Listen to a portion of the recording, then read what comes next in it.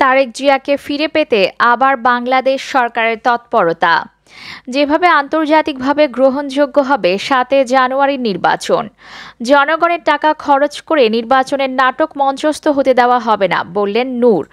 EC কারো প্রার্থিতা বাতিল করলে আওয়ামী লীগের কিছু বলার নেই বললেন কাদের। বিএনপির ডাকা অবরোধ কেউ মানছে না বললেন শামীম ওসমান। এবার দেখুন বিস্তারিত। তারেক জিয়াকে ফিরে পেতে আবার বাংলাদেশ সরকারের তৎপরতা। লন্ডনে পলাতক বিএনপি ভারপ্রাপ্ত চেয়ারম্যান তারেক জিয়াকে ফিরে পাওয়ার জন্য বাংলাদেশ সরকার এবং পররাষ্ট্র মন্ত্রণালয় নতুন করে তৎপরতা শুরু করেছে। সরকারের একাধিক দায়িত্বশীল সূত্রগুলো বলছে যে ইতোমধ্যে ব্রিটিশ সরকারের কাছে বাংলাদেশ সরকারের পক্ষ থেকে একটি আবেদন করা হয়েছে। সেই আবেদনে বলা হয়েছে যে তারেক জিয়া একজন ভয়ঙ্কর দুর্বৃত্ত, লন্ডনের মাটিতে বসে বাংলাদেশের বিরুদ্ধে রাষ্ট্রদ্রোহিতামূলক অপরাধের সঙ্গে সরাসরি সংযুক্ত রয়েছে এই দণ্ডিত ব্যক্তি। বাংলাদেশের পররাষ্ট্র দপ্তর মনে করে যে বাংলাদেশের সাম্প্রতিক সময়ে যে নাশকতার ঘটনাগুলো ঘটছে সেই ঘটনাগুলোকে সরাসরি তারেক জিয়া জড়িত এবং তার নির্দেশে করা হচ্ছে। কাজেই আন্তর্জাতিক আইন অনুযায়ী তিনি অপরাধী এবং এরকম অপরাধীকে রাজনৈতিক আশ্রয় দেওয়াটা ব্রিটেনের গণতান্ত্রিক চেতনা এবং শান্তির প্রতি অবস্থানের পরিপন্থী। এ কারণে ব্রিটিশ সরকারের উচিত অবিলম্বে তারেক জিয়াকে বাংলাদেশের সরকারের কাছে প্রত্যর্পণ করা। একইভাবে পররাষ্ট্র মন্ত্রণালয়ের পক্ষ থেকে চিঠিতে বলা হয়েছে তারেক জিয়া সম্প্রতি বাংলাদেশ সম্পর্কে উস্কানিমূলক বক্তব্য বিবৃতি দিচ্ছে। এই সমস্ত বক্তব্য বিবৃতিতে তারেক তথাকথিত অসহযোগ আন্দোলনের নামে জনগণকে রাষ্ট্রদ্রোহী কর্মকাণ্ডের সঙ্গে যুক্ত থাকার জন্য প্ররোচিত করছেন। এ ধরনের তৎপরতা একটি স্বাধীন সার্বভৌম রাষ্ট্রের উপর সরাসরি আঘাত, আর এটি করা হচ্ছে যুক্তরাজ্যে বসে।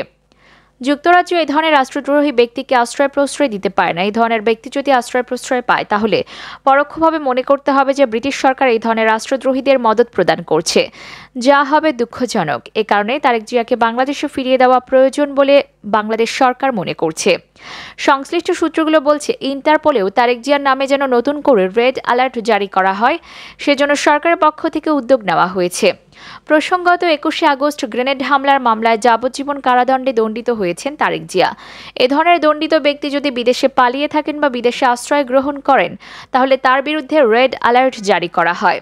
তারেক জিয়ার বিরুদ্ধেও রেড অ্যালার্ট জারি করা হয়েছিল, কিন্তু পরবর্তীতে অজ্ঞাত কারণে লাল তালিকা থেকে তারেকের নাম বাদ দেওয়া হয়েছে।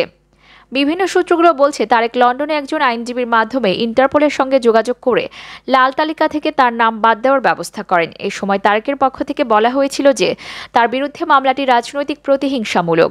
তবে সরকারের পক্ষ থেকে বারবার বলা হচ্ছে যে যথাযথ আইনি প্রক্রিয়ার মাধ্যমে তারেকের বিচার হয়।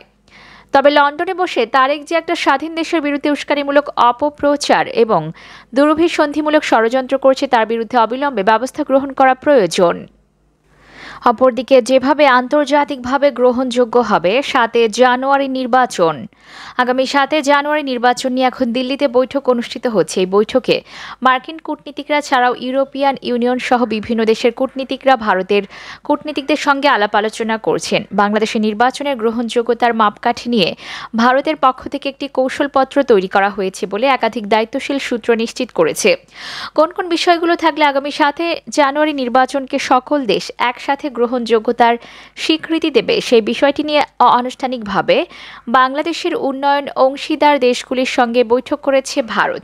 আর এই সমস্ত বৈঠকে একটি গ্রহণযোগ্য নির্বাচনের অভিন্ন মাপকাঠি তৈরি করার কাজ প্রায় চূড়ান্ত হয়েছে বলে জানা গেছে। যে সমস্ত মাপকাঠি থাকলে ৭ জানুয়ারি নির্বাচনকে আন্তর্জাতিক মহল স্বীকৃতি দেবে এবং গ্রহণযোগ্য হিসেবে মেনে নেবে তার মধ্যে রয়েছে অংশগ্রহণমূলক নির্বাচন, সুষ্ঠু নির্বাচন, প্রশাসনের নিরপেক্ষ ভূমিকা, আইন শৃঙ্খলা রক্ষাকারী বাহিনীর ভূমিকা, নির্বাচন কমিশনের ভূমিকা। অংশগ্রহণমূলক নির্বাচন, নির্বাচনের ভোটার উপস্থিতি অবশ্যই আশাব্যঞ্জক এবং গ্রহণযোগ্য হতে হবে যাতে এই নির্বাচন অংশগ্রহণমূলক হয়। একমাত্র অংশগ্রহণমূলক নির্বাচন হলে আন্তর্জাতিক সম্প্রদায় ৭ জানুয়ারি নির্বাচনকে স্বীকৃতি দেবে। সেক্ষেত্রে গড়ে অন্তত ৪০% ভোটার উপস্থিতি থাকতে হবে। আগামী জাতীয় সংসদ নির্বাচনে যদি ৪০% বা তার অধিক ভোটার ভোট দেয় তাহলে এই নির্বাচন আন্তর্জাতিকভাবে গ্রহণযোগ্যতার স্বীকৃতি পাবে। সবগুলো উন্নয়ন অংশীদারি মনে করে যে একটি দেশে যদি 40% ভোটার উপস্থিতি থাকে তাহলে সেই নির্বাচন গ্রহণযোগ্য হবে। এটাই আন্তর্জাতিক রীতি। সুষ্ঠু নির্বাচন হতে হবে অবাধ, সুষ্ঠু। সকল রাজনৈতিক দল যারা নির্বাচনে অংশগ্রহণ করছেন তারা যেন সমান সুযোগ সুবিধা পায়। ভোটে যেন কোনো কারচুপি না হয় এবং নির্বাচনে জনগণ যেন ভোট প্রদানের ক্ষেত্রে বাধাপ্রাপ্ত না হন সেটি নিশ্চিত করতে হবে। প্রশাসনের নিরপেক্ষ ভূমিকা। নির্বাচনে প্রচারণার শুরু থেকে এখনো পর্যন্ত প্রশাসনের ভূমিকা নিয়ে বড় ধরনের কোনো বার্তায় দেখা যায়নি। আর এটি যদি 7 জানুয়ারি পর্যন্ত অব্যাহত থাকে সেক্ষেত্রে নির্বাচনের গ্রহণযোগ্যতারও কোনো সংকট হবে না। অপরদিকে জনগণের টাকা খরচ করে নির্বাচনের নাটক মঞ্চস্থ হতে দেওয়া হবে না, বললেন নূর। অসহযোগ আন্দোলনের গণসংযোগ কর্মসূচির অংশ হিসেবে অবাধ, সুষ্ঠু ও অংশগ্রহণমূলক নির্বাচনের দাবিতে বিকালে দৈনিক বাংলা মোড় থেকে জনসচেতনতামূলক লিফলেট বিতরণ করে গণ অধিকার পরিষদ। লিফলেট বিতরণ শেষে এক সংক্ষিপ্ত সমাবেশে গণ অধিকার পরিষদের সভাপতি নুরুল হক নূর বলেন, নির্বাচন কি হবে, কারা কতটি আসন পাবে সেটা তো 17 ডিসেম্বর ভাগ বাটোয়ারার সিদ্ধান্ত হয়েছে। এখন ডিসি, এসপি, ওসি, ইউএনএদের ভাগ বাটোয়ারার ভাগ দিতে নির্বাচনের নামে এই প্রহসন হচ্ছে। তিনি বলেন, অসহযোগ আন্দোলন সফল করতে আপনারা রাজপথে নেমে আসুন, সবাইকে দায়িত্ব নিতে হবে। করোনাকালে আপনারা অনেকে কর্মহীন ছিলেন, কাজেই আজ থেকে 7 জানুয়ারি পর্যন্ত 12 দিন পর্যন্ত অফিস আদালত বন্ধ করে অসহযোগ আন্দোলন করুন। দেশপ্রেমিক কর্মকর্তা কর্মচারীদের প্রতি আমাদের আহ্বান, অফিস আদালতে তালা দিয়ে বন্ধ করে দিন। নুরুল হক নূর বলেন, এই সরকার তরুণদের মাঝ থেকে নীতি নৈতিকতা কেড়ে নিয়েছে, দেশের তরুণদের ধ্বংস করতে মাদক ধরিয়ে দিয়েছে। অপরদিকে ইসি কারো প্রার্থিতা বাতিল করলে আওয়ামী লীগের কিছু বলার নেই, বললেন কাদের।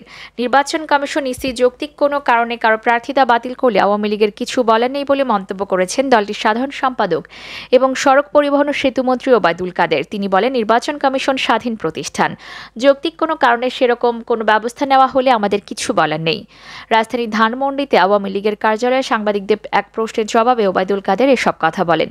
সহিংসতামুক্ত নির্বাচন চান উল্লেখ করে সেতুমন্ত্রী বলেন, আওয়ামী লীগের প্রার্থী কিংবা প্রার্থীর সহযোগী সহিংসতায় জড়ালে সে ব্যাপারে নির্বাচন কমিশন আইনগত কোনো ব্যবস্থা নিলে আমরা সমর্থন করব।